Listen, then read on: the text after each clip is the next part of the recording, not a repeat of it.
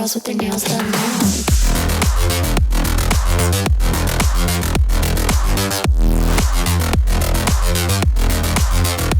Girls with their nails done. I like the girls with their nails done.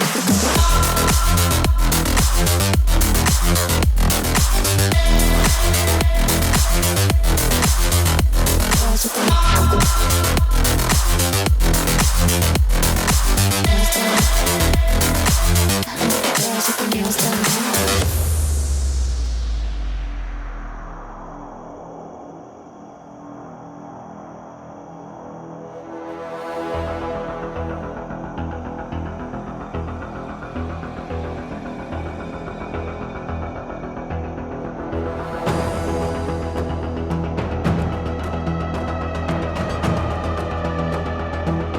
nails done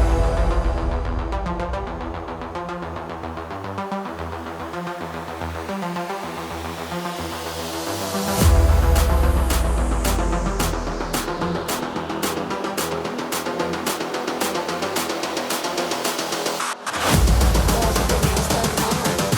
Girls with their nails done. I like the girls with their nails done.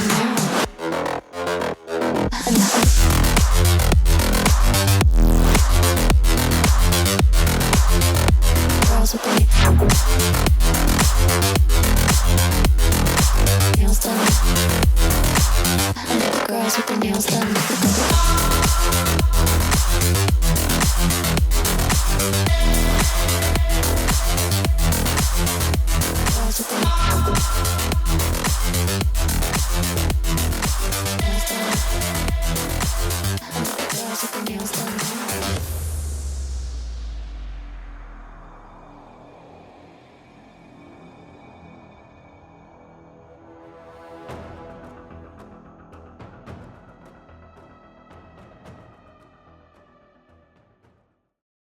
The Wurkkos TS26S is a surprising little batch of value for the price. I think right now as I'm recording the video on their site, they're retailing it for about $36. I think full price is $44. Either price, I think, for what you're getting is pretty solid. I've certainly paid more for flashlights in the past where this is still pretty competitive for it. So now that you've seen kind of what it looks like in action, I wanted to talk through what it offers. So as you can see on the head here, it's got 4 LEDs. These are all Nichia 519As.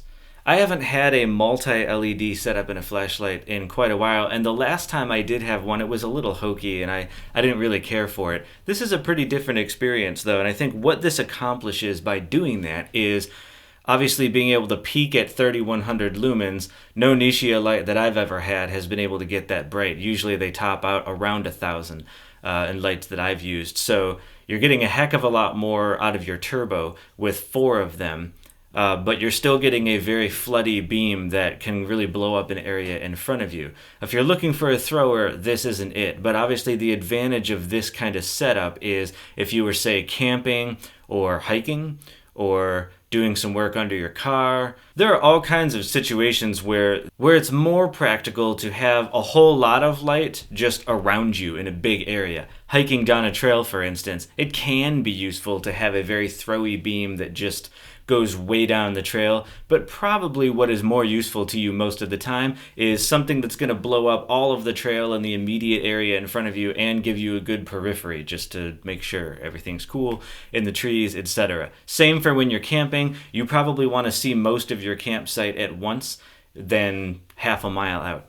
And so this does a really good job of that. And what I like about the fact that you get that with the Nichias is, of course, 90 plus high CRI beam. Great color rendition, good ability to identify things. If you're at a campsite at night, you want to play cards with somebody or whatever else, a light like this just makes experiences like that a little nicer and a little easier on the eye than a very intense, cool light can be. 21700 battery. it does come with. A lot of lights do these days, but it's always nice to see when a battery is included, and I think it just adds to the overall value of the light that's at the price that you're not having to deal with that. The body seems very well constructed to me. The threads and the tail cap, it goes on very smoothly. It's not loud. It doesn't catch. It's not like you have to get just the right angle or it doesn't go on. I've had that with some lights that I've tried recently. The pocket clip is pretty decent. It would be a little heavy to hang on a hat, but it is set up so that you could do that. And it's decent. It fits nicely in a jacket pocket. You could put it in a pants pocket if you didn't have anything else in your pocket. And then the switch here is how you turn it on, and it gives you, as you can see, a color indicator of your battery life as you turn it on. I think that is super. I've had a couple lights, including the Convoy T3 that I carry in my pocket a lot, but there's no convenient way to check the battery on this. It does have a battery mode, but you have to configure the mode, and then it's one of the modes you cycle through. I don't prefer that because it's sort of unideal to have to keep cycling through an extra mode every time I don't need to check the battery. I just find that this is a really nice implementation, that it's green when it's above, I think, like 70 or so percent, and then it turns a different color when it's like kind of mid to getting low, and then it'll flash red when you're pretty low. So you can tell as you turn it on where you're at with that. I think that's really nice. And the mode switching is very straightforward. It's what has become a pretty standard setup at this point. If you press and hold as you turn it on, it'll go into a moonlight mode. If you double tap at any point, it goes into turbo. If you triple tap, it'll go into strobe. I think that is a great feature on any light. Not everybody cares that much about having a strobe, but on a light where you might be taking it into a trail or for a walk at night, I think strobe is great. If there's a stray dog, if there's whatever it is, knowing that you could very easily go into it without having to cycle through modes or try to remember, like, how do I do it? Nice feature. And otherwise, when the light is just on, like most lights, you press and hold it. It has 3 main modes, just your standard low, medium, high. You're looking at 30 lumens, 200 lumens, and between 350 and 750. That to me is probably the one con I see of this light. I like almost everything about it, but on a lot of lights that I've used, the high mode is pretty sustained. It's the turbo that of course tapers off pretty quickly as the battery drains. I find it a little unfortunate, or a little bit of a missed opportunity, that you start at 750 lumens and high, but then it too will taper to 350, which isn't all that much brighter than medium. If they had found a way to make that sustained a bit better, that would be more ideal. But I haven't noticed a big problem in practice when I've been outside with it using the higher mode for longer periods of time, 10-15 minutes at a time. You do get run times that are in line with what you'd more or less expect from a 21700 battery. You get a whopping 68 hours on your lower mode. On your medium, you'll get about 12 and a half, I think, is somewhere in that range, which I consider excellent, especially for 200 lumens. That is a nice, useful amount of light that you could use on a trail or wherever. You could probably get away with not needing the high in a lot of cases. And knowing that you have over 12 hours is nice, because then if you turn it on and you recognize that you're at like a medium-ish battery level and you're not like topped off, you're not worried if you go for a walk that's not super long. Oh no, what if I run out during the walk? You know that you're probably going to be okay. You get about 3 hours on high. It says on its spec sheet that you get about an hour on its 750-ish level, and then it'll taper down to 350, and you'll get about an extra hour and a half at that level. It'll run for 2 minutes on its highest in turbo, and then it starts tapering down and run for another 2.5 hours continuously running, lower. It does get pretty dang hot in turbo pretty quickly. That's probably why it tapers so quickly. Obviously, you have 4 LEDs in here running really high, so it's not surprising that it gets hot. But I don't think a light like this you would be using turbo for any long period of time anyway. You're probably using turbo if you're on a trail and you see something moving and you just really want to check what is that, and you're only going to use it briefly, and then you'd probably step back down into one of your other modes. This isn't like a search and rescue light that is meant to be run high longer. The Sofern C8L that I have is a good example of the opposite. This is very well heat sinked. You can run this on its 3000 lumen turbo for as long as it will go, and it only gets warm. But obviously, look at how much bigger the head is on that. Very different situation.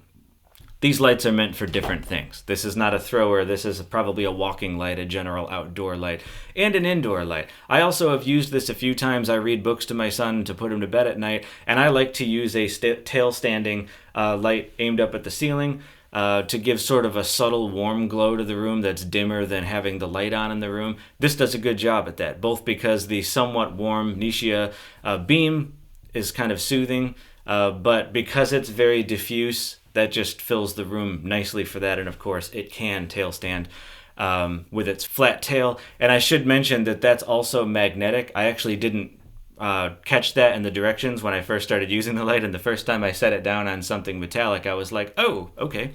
It does say that it's IPX68 water resistant to 2 meters. That's pretty standard for this type of light. Nice to have. And of course, you have a USB-C port that you can open up here and charge the battery. Opinions are going to vary on that. I've seen a lot of comments where people sometimes don't like that because they say you're compromising dust and water resistance over time. What if the little battery door eventually breaks off or wears out?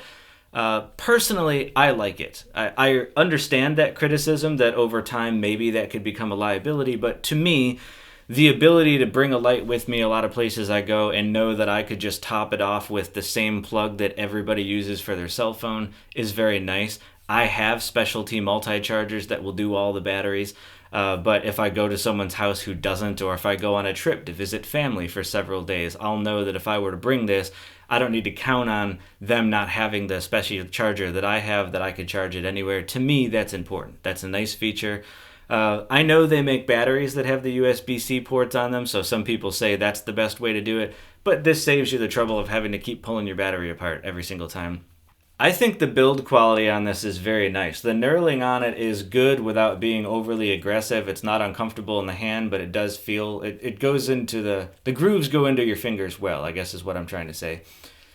I like the look of the bezel on that. I don't really know if that's aggressive enough to be like for striking, but it does look kind of cool. It does allow you to stand it, on a table without the lens touching anything.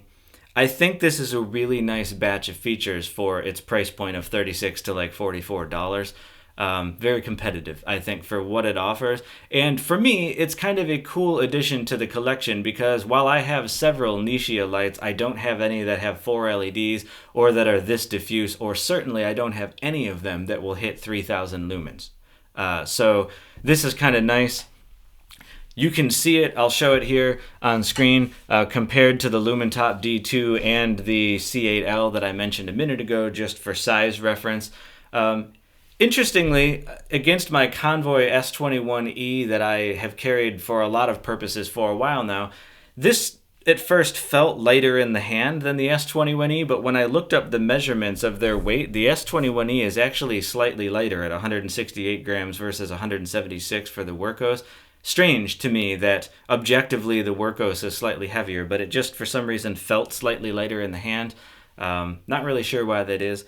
But between the two, it's kind of cool to have options where I have like, this is a pretty good thrower for a Nichia, and then this is very wide, very diffuse. But on its higher modes, it can still punch a pretty good ways when you really need to get out there a bit. So I think it's a good package. It's something that I would recommend to people. That's why I wanted to talk about it today with you guys. If I've missed anything, please put it in the comments. I'll do my best to answer it, and I might do some more videos going forward with this as I take it out further. I've used it for about 2 weeks now, so these are my early impressions with it. But hopefully if you're looking for a light like this helps you kind of narrow down if this would be a good fit for you or not. And otherwise, guys, I appreciate you bearing with me in the video and watching, and I hope I can catch you in the next one.